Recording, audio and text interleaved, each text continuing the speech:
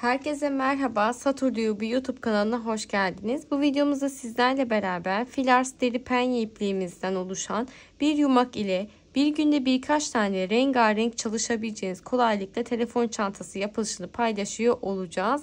Video içerisinde ayrıntılı bir şekilde aktarmaya çalışacağım. Yine aklınıza takılan bir konu olursa yorum kısmında bana sorabilirsiniz.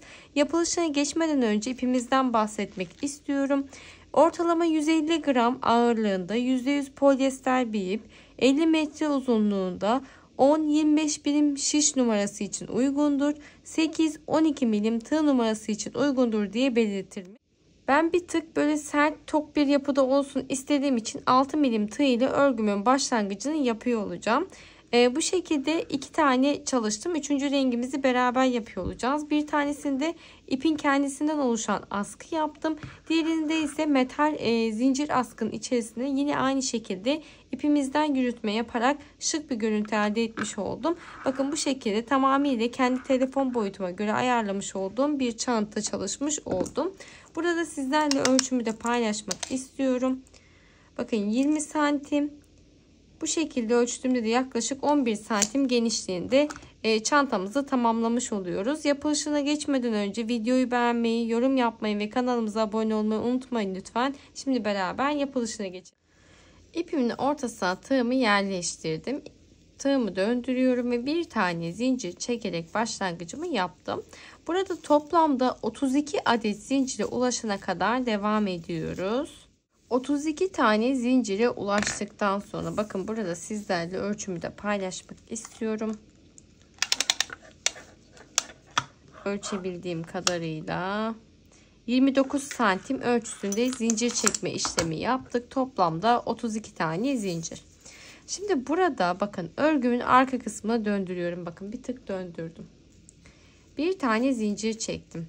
32. zincirimin arkadaki bakın buradaki boşluğundan.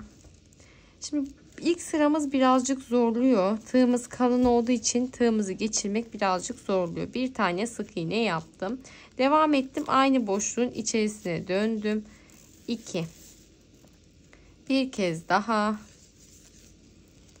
3 tane sık iğne yaparak başlangıcımı yapmış oldum.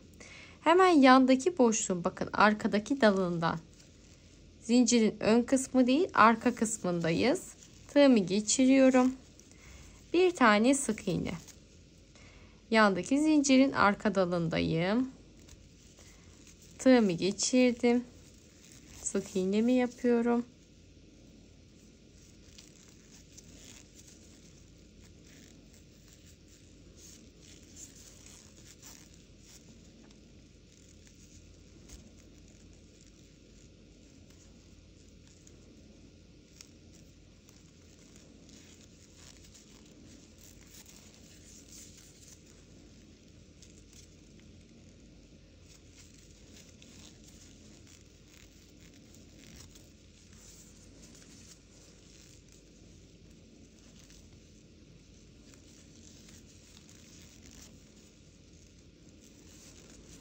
Bakın burada hep arka dala sık iğne yaparak son zincirime kadar devam ediyorum.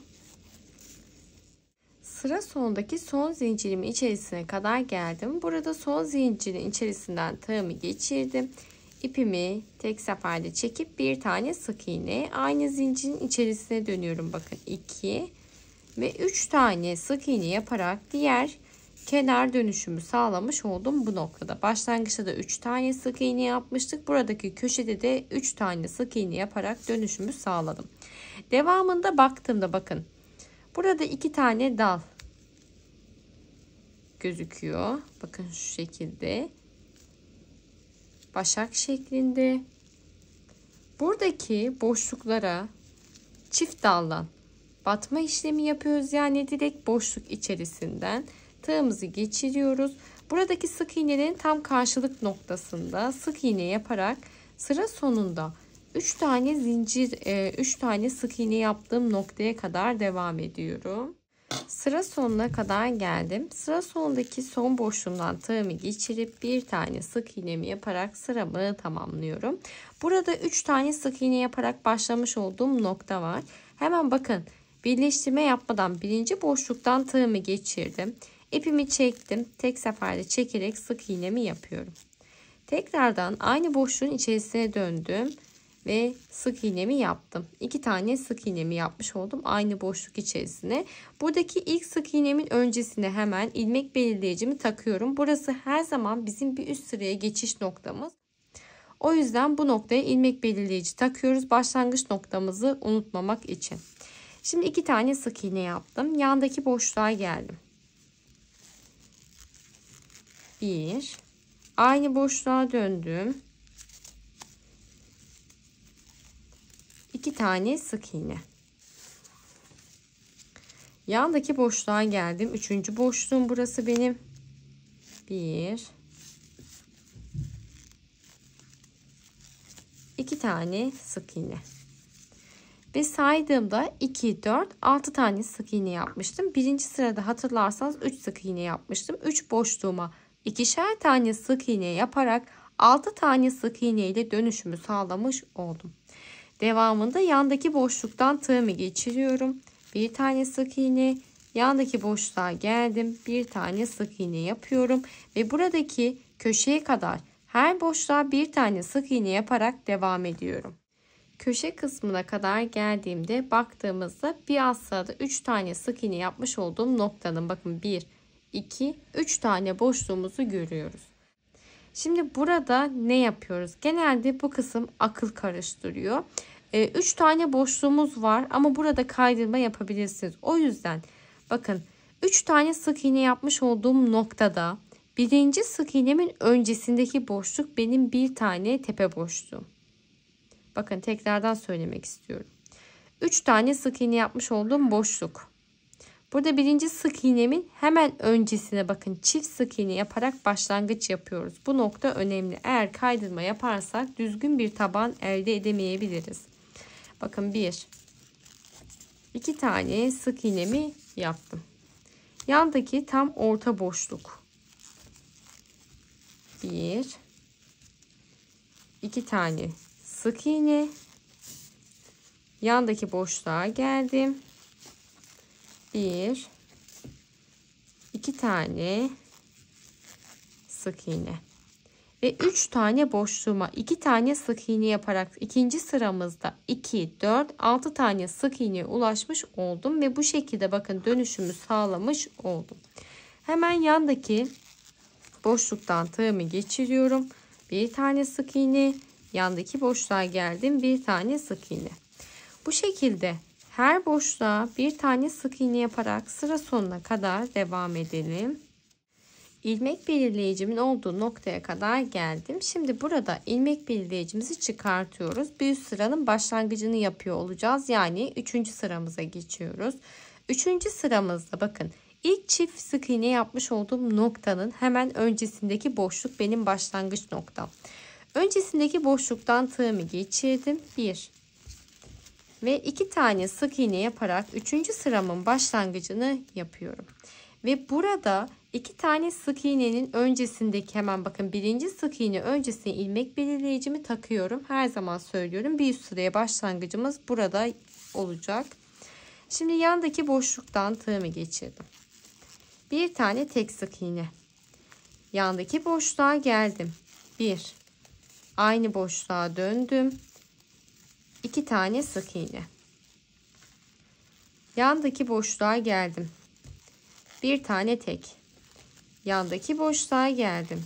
1, 2 tane sık iğne. Son da benim bir alt sırada çift batmış olduğum sık iğnemin tam ortasındaki boşluğa geliyorum. Bir tane tek sık iğne yaparak bakın burada dönüşümü sağlamış oldum. Arttırmalarımızı yapmış olduk. Baktığımızda her sırada 3 tane çift sık iğne yaparak devam ediyor olacağız. Çift sık iğne ile başladım. Çift, tek, çift, tek, çift, tek şeklinde dönüşümü sağladım. Ve saydığımızda 2, 4, 6, 8, 9 tane sık iğneye ulaşmış oldum 3. sıramda. Devamında her boşluğa bir tane tek sık iğne yaparak diğer köşe kısmına kadar devam edelim. Köşeye geldiğimizde İlk çift sık iğnenin hemen öncesindeki boşluktan tığımı geçiriyorum. 1. Aynı boşluğa tekrardan döndüm. 2 tane sık iğne yaparak başlangıcımı yaptım. Yandaki boşluğa geldim. Bir tane tek sık iğne. Yandaki boşluğa geliyorum. 1. Aynı boşluğa döndüm. 2 tane sık iğne. Yandaki boşluğa geldim. Bir tane tek. Yandaki boşluğa geldim. 1. 2 tane sık iğne ve yandaki, bakın bir alt sıradaki son çift sık iğnemin tepesine de geldiğimde bir tane tek sık iğne yaparak dönüşümü sağlamış oldum. Ve baktığımızda yine 1, 2, 3 tane çift sık iğne yapmış olduk. Ve saydığımda 9 tane sık iğneye ulaşarak diğer kenar kısmına dönüşümü sağladım. Şimdi devamında sıra sonuna kadar her boşluğa bir tane sık iğne yaparak devam ediyorum. İlmek belirleyicimin olduğu noktaya kadar geldim. Burada ilmek belirleyicimi çıkartıyorum. Bir sıranın başlangıcını yapıyor olacağız beraber. İlk çift sık iğnenin hemen öncesindeki boşluktayım. Tığımı geçirdim. Bir tane sık iğne ve aynı boşluğa dönerek 2 tane sık iğne, yani çift sık iğne ile başlangıcımızı yapmış olduk. Buradaki çift sık iğne öncesine de ilmek belirleyicimi takıyorum. Devamında bir alt sırada bir tane çift, bir tane tek şeklinde devam etmiştik. 4. sıramızda bir tane çift, 2 tane tek yaparak devam ediyor olacağız. Çift sık iğnemi yaptım. Yandaki boşluğa geldim 1. Yandaki boşluğa geldim 2 tane tek sık iğne. 3. boşluğumuza geldiğimizde 1. Aynı boşluğun içerisine dönerek 2 tane sık iğnemi yapıyorum. Yani çift sık iğnemi yapmış oldum. Yandaki boşluğa geldim. 1. Yandaki boşluğa geldim. 2 tane tek sık iğne. Yandaki boşluğa geliyorum. 1. Aynı boşluğa döndüm. Çift sık iğnemi yaptım. Ve burada sonda bakın bir tane çift yapmış olduğum boşluğum var. Ve benim 2 tane tek sık iğne yapmam gerekiyor. 1. Yandaki boşluğa geldim. 2 tane tek sık iğne yaparak dönüşümü sağlamış oldum. Baktığımızda bakın 1, 2, 3 tane çift sık iğneye ulaşmış olduk. Ve yine saydığımda 2, 4, 6, 8, 10, 12 tane sık iğne elde etmiş olduk 4. sıramızda. Devamında her boşluğa bir tane sık iğne yaparak buradaki köşeye kadar devam edelim. Köşeye kadar geldiğimizde buradaki çift sık iğnenin hemen öncesindeki boşluktan tığımı geçirdim. 1. Aynı boşluğa dönerek çift sık iğne ile başlangıcımı yapmış oldum. Devamında yandaki boşluğa geliyoruz. Bir tane tek, yandaki boşluğa geldim. Bir tane tek sık iğne. Yandaki boşluğa geliyorum. 1. 2 tane sık iğne yapıyorum. Aynı boşluk içerisinde, yani çift sık iğnemi yaptım. Yandaki boşluğa geldim. Bir tane tek. Yandaki boşluğa geldim. Bir tane tek sık iğne. Yandaki boşluğa geliyoruz. 1. Aynı boşluğa dönerek 2 tane sık iğne, yani çift sık iğnemi yaptım ve devam ediyorum. Bir tane tek ve bir tane daha tek sık iğne yaparak 2 tane tek sık iğne ile dönüşümü sağlamış oldum. Baktığımızda 1, 2, 3 tane çift sık iğne yapmış olduk. Bakın bu şekilde dönüşümüzü sağlamış olduk. Devamında ilmek belirleyicimin olduğu noktaya kadar her boşluğa bir tane sık iğne yaparak devam ediyorum. İlmek belirleyicimin olduğu noktaya kadar geldim. Şimdi 4. sıramızın başlangıcını yapıyor olacağız. 2 tane sık iğnemin öncesindeki boşluktayım ve 1. Aynı boşluğa tekrardan dönüp 2 tane sık iğne yaparak, yani çift sık iğne ile başlangıcımı yapıyorum. Hemen öncesindeki boşluğa da ilmek belirleyicimi taktım. Sıramızda bir alt sırada 2 tane tek yapmıştık. 3 tane tek yapıyor olacağız. Yandaki boşluğa geldim. 1, 2, 3 tane tek sık iğne. Yandaki boşluğa geldim. 1, 2 tane sık iğne yani çift sık iğnemi yaptım. Yandaki boşluğa geldim. 1 2 3 tane tek sık iğnemi yaptım. Yandaki boşluğa geliyorum. 1 aynı boşluğun içerisine döndüm. 2 tane sık iğne yaptım. Yani çift sık iğnemi yapmış oldum. Devamında 1 2 3 tane tek sık iğne yaparak dönüşümü sağlamış oldum. Çift sık iğne ile başlangıç yaptık. Tek sık iğne ile sıramızı tamamladık. Dönüşümüzü sağladık. Baktığımda yine 3 tane çift sık iğnem var. Ve saydığımda 2, 4, 6, 8, 10, 12, 14, 15 tane sık iğneye ulaşmış oldum. Burada her boşluğa bir tane sık iğne yaparak buradaki arttırma noktamıza kadar devam edelim. Köşeye kadar geldiğimde ilk çift sık iğne öncesindeki boşluktayım. 1 ve 2 tane sık iğne yani çift sık iğne yaparak başlangıcımı yaptım. Devamında 1 2 3 tane tek sık iğne yapıyorum. Yandaki boşluğa geldim.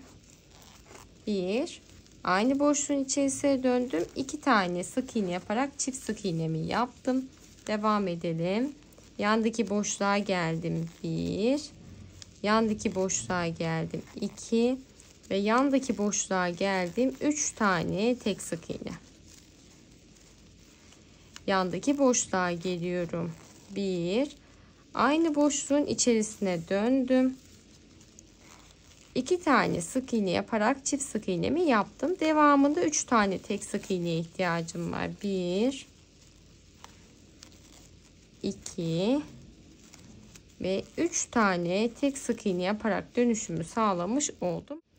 Baktığımızda 3 tane çift sık iğnemizi elde etmiş olduk ve saydığımda 2 4 6 8 10 12 14 15 tane sık iğne elde etmiş olduk. Aynı diğer köşe kısmında yapmış olduğumuz gibi. Şimdi sıra sonuna kadar her boşluğa bir tane tek sık iğne yaparak devam ediyorum. İlmek belirleyicimin olduğu noktaya kadar geldim. Burada ilmek belirleyicimizi çıkartıyoruz. Artık sıra sonuna kadar gelmiş olduk. Şöyle bir düzeltelim, esnetelim.